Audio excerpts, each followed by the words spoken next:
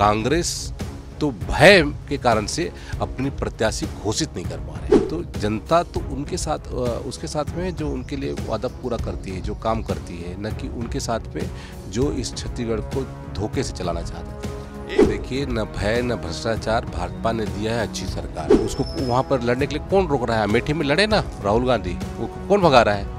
वहाँ की जनता भगा रही, भाई हम थोड़ी भगा रहे हैं। कैबिनेट मंत्री और वरिष्ठ आदिवासी नेता केदार कश्यप हमारे साथ उपस्थित हैं।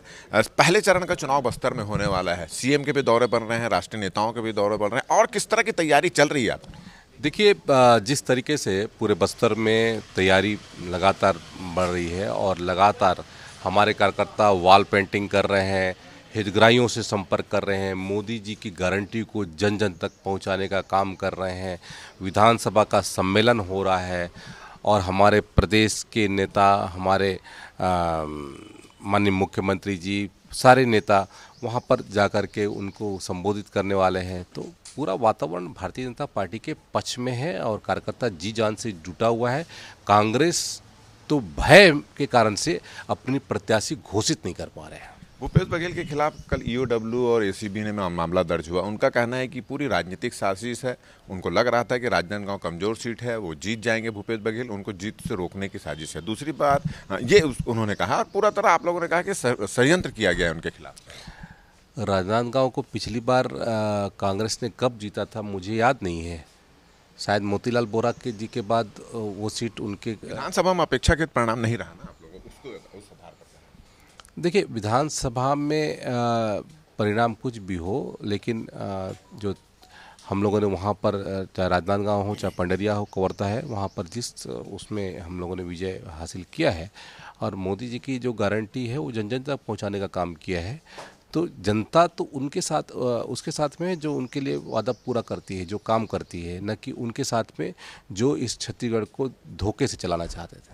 एक और गंभीर उन्होंने आरोप लगाया है कि आप लोग जो है, एक और तो भारतीय जनता पार्टी में जो शामिल होता है उनके सब पाप धुल जाते हैं। मतलब भारतीय जनता पार्टी में कोई डिटेंजर पाउडर है जो भ्रष्टाचार घोटालों को ठीक कर देता है। दूसरा एक और ये भी आया है कि महाराष्ट्र में जिस तरह से कांग्रेस के लोग भारतीय जनता पार्टी में शामिल है, तो एक डराया जा रहा है और डर के लोग शामिल हो रहे हैं, क्योंकि कल के दिन उनके खिलाफ भी ईओडब्ल्यू, एसीबी, ईडी इनके यहाँ छापे पड़ सकते हैं। इस तरह की बात उन्होंने कही। मतलब दबाव बनाकर आप लोग शामिल कर रहे हैं, प्रवेश उत्सव मना रहे हैं, इस तरह की बात कही। देखिए, न भय न भ्रष्टाचार, भाजपा ने दिया है अच्छी सरकार, ये हमारा हो रहा है।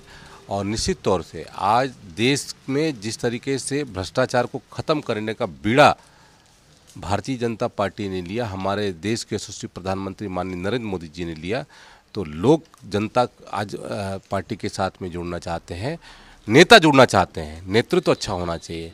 नेतृत्व अच्छा नहीं होगा तो फिर उसके साथ लोग कौन जुड़ेगा? आज उसको वहाँ पर लड़ने के लिए कौन रोक रहा है? अमेठी में लड़े ना राहुल गांधी, वो कौन भगा रहा है? वहाँ की जनता भगा रही, भाई हम थोड़ी भगा रहे हैं। वो तो भागते फिर रहे हैं।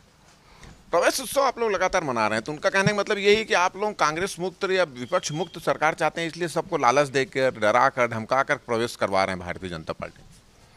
हम कोई लालच या भय या फिर प्रलोभन दे करके हम पार्टी में शामिल करने वाले लोग नहीं हैं। लालच, प्रलोभन, भय दिखाकर काम करने वाले तो कांग्रेस पार्टी है।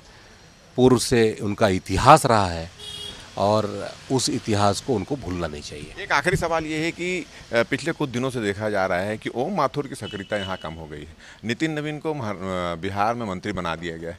क्या कुछ संगठन में फेरबदल हो सकता है? प्रभारी चेंज हो सकते हैं? देखिए, माननीय नितिन नवीन जी को मंत्री बनाया गया है, निश्चित तौर से हर्ष का विषय है और बधाई है। ऐसा जुझारू नेता, ऐसा संघर्षशील नेता हमारे प्रदेश के स्वप्रभारी हैं और उनके मार्गदर्शन में हमारे माननीय ओम माथुर जी जो राष्ट्रीय नेता हैं और इस छोटे से राज्य में उन्होंने अपना पूरा समय दिया और छत्तीसगढ़ में भारतीय जनता पार्टी की सरकार में अपनी महत्वपूर्ण भूमिका निभाई। उन्होंने अपना काम कर दिया और आज भी वो सतत संपर्क में हैं यहाँ पर। अभी देश को उनकी ज़रूरत है, छत्तीसगढ़ को नहीं। आज देश के अलग अलग कार्यकर्ता उनसे जुड़ करके अपनी वो करना चाहता है, उनसे ऊर्जा पाना चाहता है और निश्चित तौर से उनके मार्गदर्शन पे हम लोगों को काम करना हम लोग के लिए सौभाग्य की बात है। उसी तरीके से देश के कार्यकर्ताओं के लिए भी उनके साथ में जुड़ करके काम करना एक सौभाग्य की बात है। चलिए, ये थे केदार कश्यप जी और उनका कहना है कि जिस तरह से कांग्रेस में लगातार प्रवेश कर रहे हैं और कांग्रेस का ये कहना है कि भारतीय जनता पार्टी डराकर धमकाकर प्रवेश करवा रही है, उस पर उनका कहना है कि ना भय ना भ्रष्टाचार, केवल भारतीय जनता पार्टी की सरकार। ये उन्होंने इस बात का इस तरह से जवाब दिया और उन्होंने ये भी कहा कि जिस तरह से कांग्रेसी ये बोल रहे हैं कि भूपेश बघेल का ये कहना है कि उनको रोकने के लिए ईओडब्ल्यू और एसीबी में एफआईआर दर्ज किया गया है, वो बिल्कुल गलत है, क्योंकि कहीं भी कांग्रेस का कोई अस्तित्व नहीं है। एक सतत प्रक्रिया और सतत प्रक्रिया के तहत जो है ईओडब्ल्यू एसीबी कार्रवाई करे और जितनी जांच एजेंसी वो भी कार्रवाई करती है। हमारा ये वीडियो आपको अच्छा लगे तो ज़्यादा से ज़्यादा इसको शेयर करें, सब्सक्राइब करें और अपने सुझाव हमको देना ना भूलें। कैमरामैन अजय गुज्जर के साथ राजेश मिश्रा, IBC 24 रायपुर।